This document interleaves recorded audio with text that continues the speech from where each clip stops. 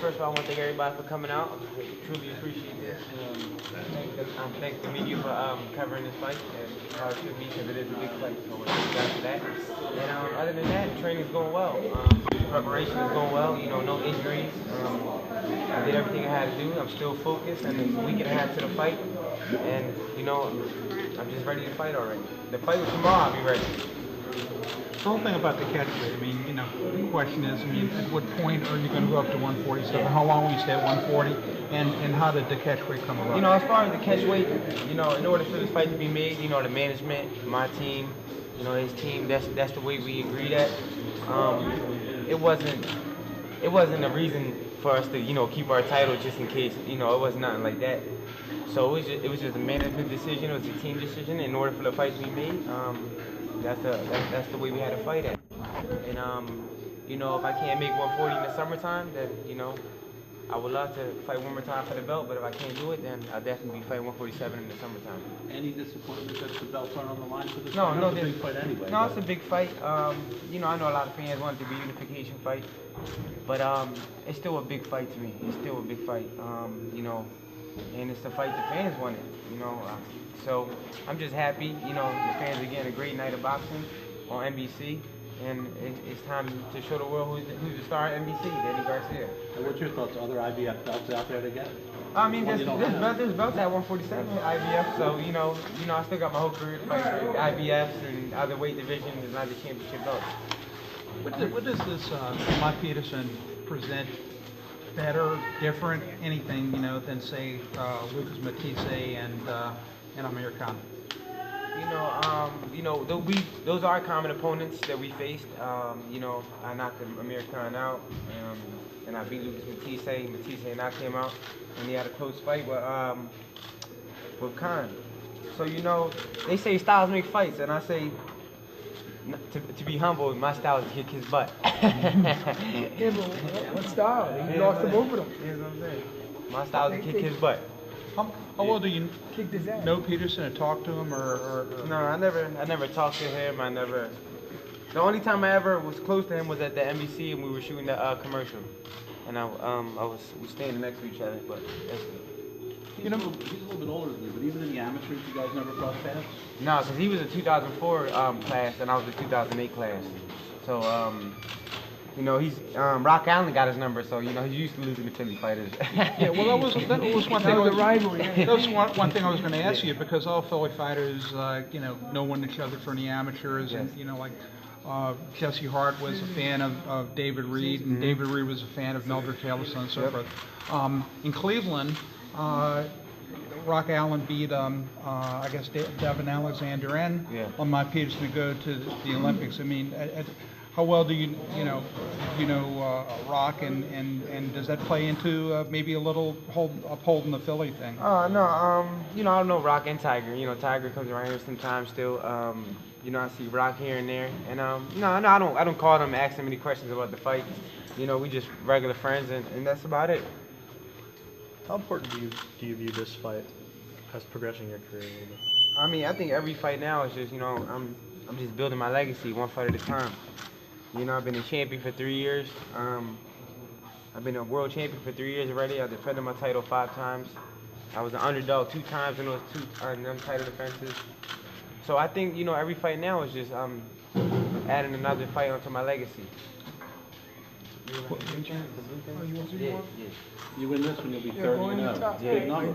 Yeah, we call it Dirty 30. And it's amazing, man. My career is just like, my career, I see my career, you know, one fight at a time. And I just see it, you know. A lot of fighters say it goes by so fast, and it's just like, this is my 30th fight, and I soak in every moment of it, and I'm here in my 30th professional fight, and it's just a blessing. You know, it's been 25 years since there was a lot of network, over-the-air network boxing, which is coming back now. I mean, CBS is getting a little bit, and NBC is in it. How important is it to have, because you get a much bigger audience than you can even on HBO or you know. You know, I think it's very important. I think the whole point and the whole idea to this on the regular networks is to broaden boxing, to make boxing bigger, to bring boxing back where it used to be. And I think the first showcase on NBC had like 4.6. It peaked at like 4.6 million views. So, I know the second one's gonna be even bigger. So, I'm blessed and I'm happy, and I can't wait to go out there a week and a half and showcase my skills. Danny, even though this isn't a title fight, you still play your WBC beats? I have no idea. I don't know about that. I don't know nothing about that. I don't know. Maybe something was, maybe something was not. But as far as I know, nothing was. Because I know your mandatory Victor Costa, he's fighting on the undercard. Yeah. Do you know about him? Wow, you just told me now. So I know about him because he was my mandatory, but I didn't know he was fighting on my undercard. Okay. One thing that I found very strange, and it's certainly out of the ordinary, was that I saw that the WBC was directing Stevenson, I guess if he wins this week, that he had to fight Kovalev. Basically, they're saying, well, we got to have a completely undefeated champion. Okay. It used to be that the organizations would strip guys if they didn't fight their mandatory and everything. Do you think it's a good thing now that there appears to be a move towards more unification type belts and champions holding multiple belts? I think it's important. It's important, because that's how it used to be back in the day. There's one champion who had all the belts. Bernard Hopkins did it. And, I had two of the belts. I had two of the belts for 3 years. And, yeah, well, of course, yeah, it's very important for the fighters to have multiple belts. Danny, what did you take from Adrian Broner's win, and do you think you're on a possible collision course with him? It seems like something the fans want to see eventually. He did good. He did what he's supposed to do against that guy. He outboxed him. And, of course, anything can happen. So I'm up for whatever. He was supposed to do that against that type of opponent, right? Yeah, no You doubt. weren't really impressed with that. No, I mean, I was impressed. He did his thing. He did what he had to do. He outboxed his opponent, and that's what boxing's about. He did good. What does Lamont Peterson do similarly and differently from Adrian Broner as far as being a boxer? I think Lamont Peterson, he just tries to fight a little more, Do you think that's going to go to your advantage? Oh, no doubt, no doubt. But I'm ready for whatever. If he wants to try to box, then I'm just gonna have to be a lion and stalk him down. Or if he wants to fight, we can fight. Everybody knows I can fight. Is it so tempting that's not to hard for me. try to go for the knockout since you've seen what Matisse did and you've got that power, if not better? No, I'm not going in there just trying to, knock his head off all, crazy. I'm gonna go in there and beat Danny Garcia and set him up. If you're going to be moving at some point in the not terribly distant future to 147, you got to be aware of these numbers are thrown around, financially for May 2nd with Mayweather and big money and Pacquiao. I mean, I got to believe that at some point, and you're not certainly not looking past Lamont Peterson, that you'd like to do a dance with one of those guys. I would love to.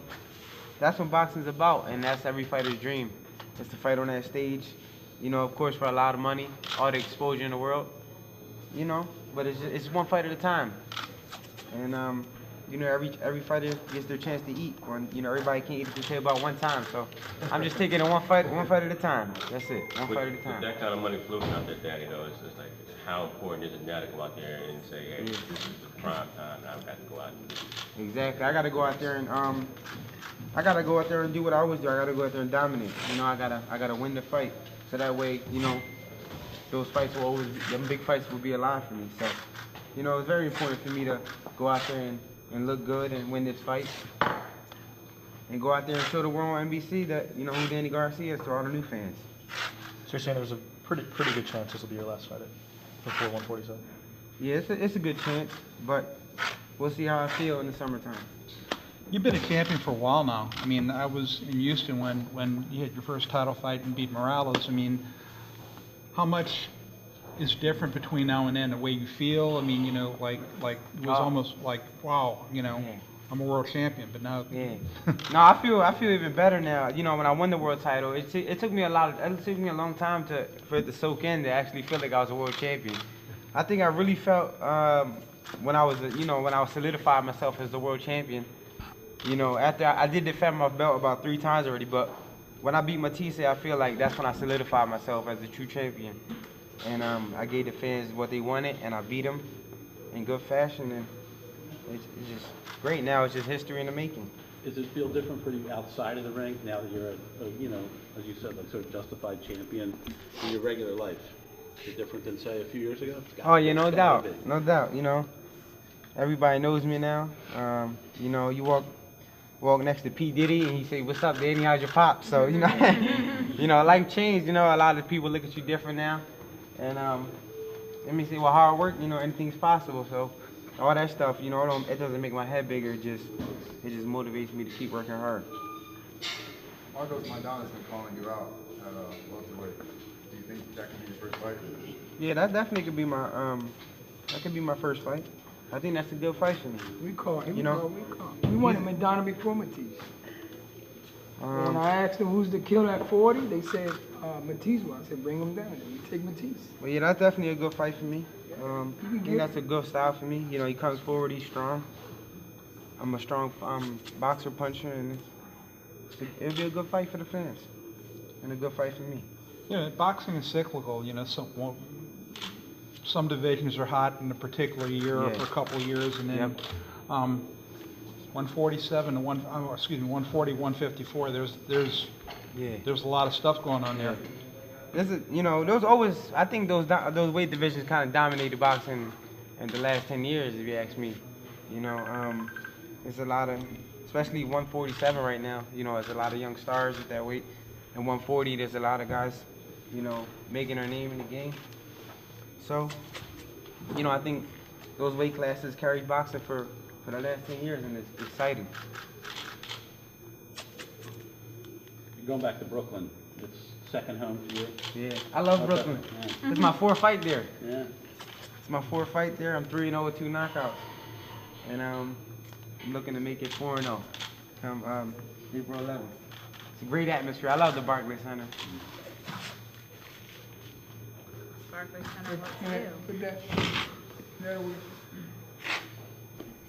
Yeah, I watched that fight. Yep, I watched that fight.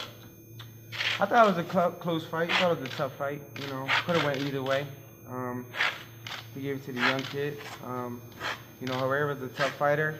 He got an awkward style. He makes, you know, tends to give young fighters an ugly looking fight. It was a tough fight, you know. It was a good fight. Could have went either way. Benavidez won, and it was what it was.